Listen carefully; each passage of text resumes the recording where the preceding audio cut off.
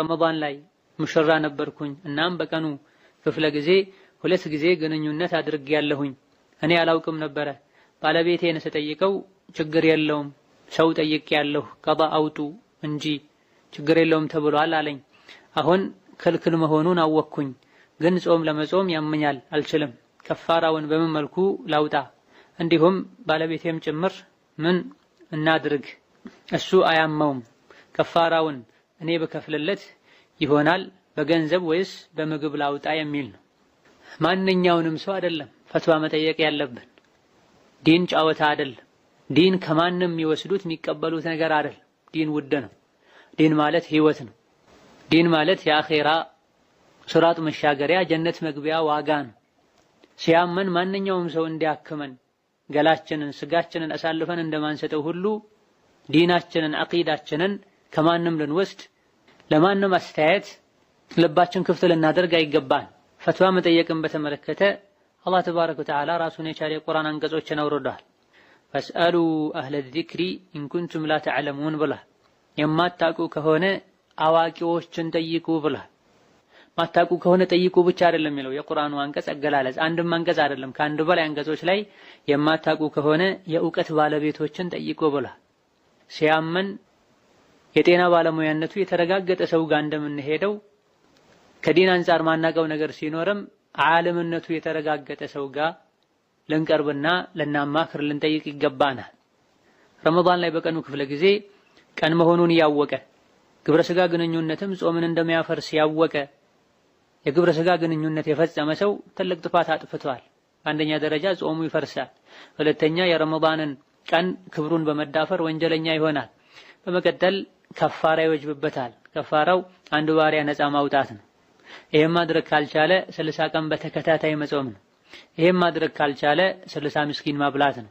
ለእያንዳንዱ ምስኪን ከ1 ኪሎ ተኩል እስከ 2 ኪሎ ያለን በሀገሩ ሰዎች ለምግብነት የሚመገቡትን የሚጠቀሙትን ነገር አብስሎ ሊያበላ ሊያ ደግሞ ጥሬውን በቀላሉ ተሰርቶ ሊበላ የሚችል ከሆነ ለእያንዳንዱ ምስኪን ሊሰጥ ይገባዋል። በ30 ተከታታይ ቀን ጾም ፋንታ 60 ምስኪን ማብላት የመጨረሻው አማራጭ ነው።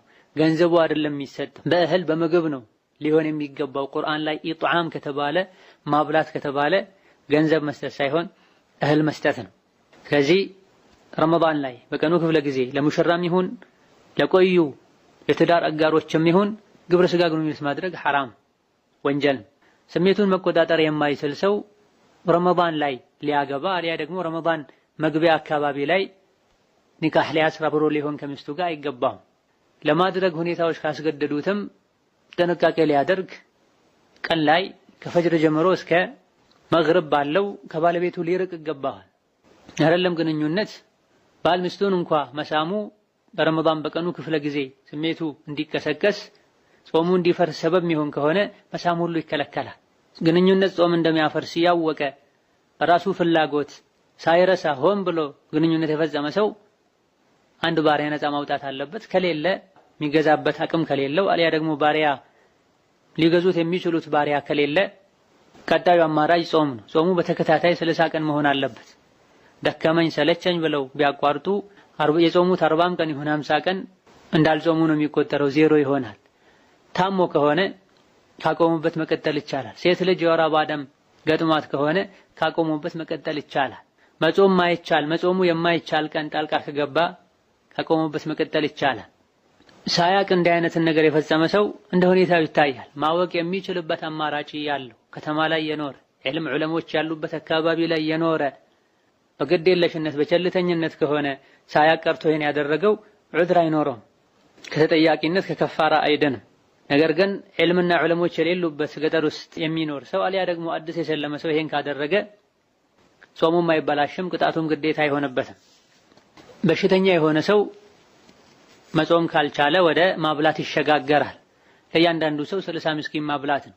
ራሱ ማብላት የሚችልበት አቅም ከሌለው ሌላ ሰው ሰጥቶት ቢያበላ ምንም ችግር የለው። በነብዩ ሰለላሁ ዐለይሂ ወሰለም ዘመን ነብይ ራሳቸው ይሄን አድርገዋል። ባሪያ ነፃ አውጣ ሲሉት አልችልም ሲላቸው 60 ቀን በተከታታይ ጾም ሲሉትም እንደማይችል ሲነግራቸው እንግዲያው 60 ምስኪን አብላ ሲሉት መዲና አካባቢ ላይ ከኛ የባሰ ደሃ የለም ሲላቸው ኋላ ላይ የሰደቃ ቴምር ሲመጣ ነብዩ ሰለላሁ ዐለይሂ ወሰለም ይሄን ወስደህ ለምስኪን አብላ ብለውታል። ስለዚህ ሌላ ሰው አቅም ራሱ ሊያበላ የማይችል ሰው የትኛውም ሰው ቢያበላለት ችግር የለው። ነገር ግን ሰጥቶት ተቀብሎ ራሱ ሊያበላ ይገባዋል። አሊያ ደግሞ አንተ አብላልኝ ብሎ ሊወክል ይገባዋል።